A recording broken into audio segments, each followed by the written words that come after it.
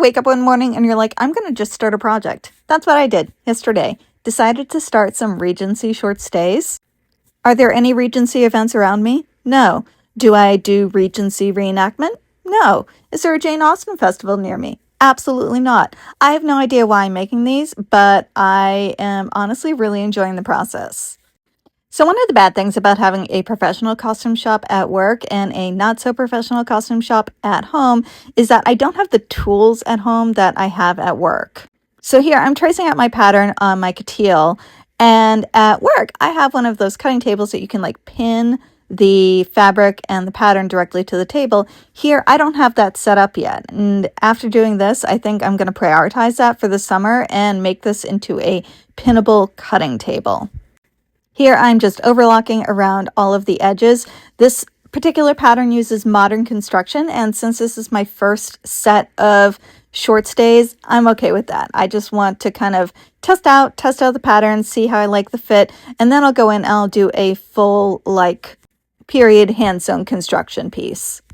So here I'm tracing out some boning channel lines, and I'm just using some twill tape to use as boning channels. The way that this pattern is constructed is actually really cool. The seam allowances act as the boning channels for most of the pieces, but there are a few integrated boning channels that you have to put in.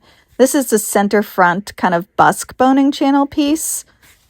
This particular pattern company started out as a theatrical pattern company, so they made historic corsets for theater pieces. So they're built to last, and they're built for theatrical construction, which obviously really vibes with how I put things together. So I found this pattern really, really easy and intuitive to work with.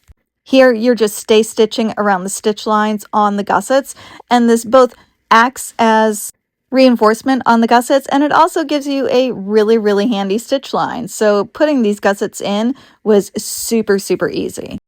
You just iron back that little fold, and then you pin your gusset piece right on that stitch line and top stitch it into place. And this is theatrical construction, modern construction, but it is super easy. And if you have to like bang out something really, really fast, this is the way to go.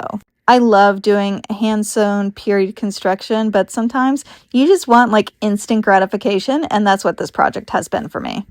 Like, look how pretty those are. I'm really happy with that. Now I'm just putting all of the pieces together right on my stitch lines.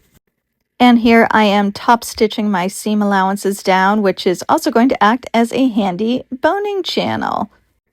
We're doing a production of Sense and Sensibility at work next year, and honestly, I might just make stays because these are going together so easy and so fast. And this would be a great beginner stays project for students who don't have any experience in corsetry. So here I'm just putting my bias binding on. I just cut out bias strips of my coutil, and I'm using that as the top and the bottom binding. And I'm adding in the boning before I put on the bottom binding, obviously. Here I'm using German whalebone. This is a plastic fake whalebone, obviously, but it's really easy to use. You can just cut it to fit and file the edges down. Stay tuned for part 2.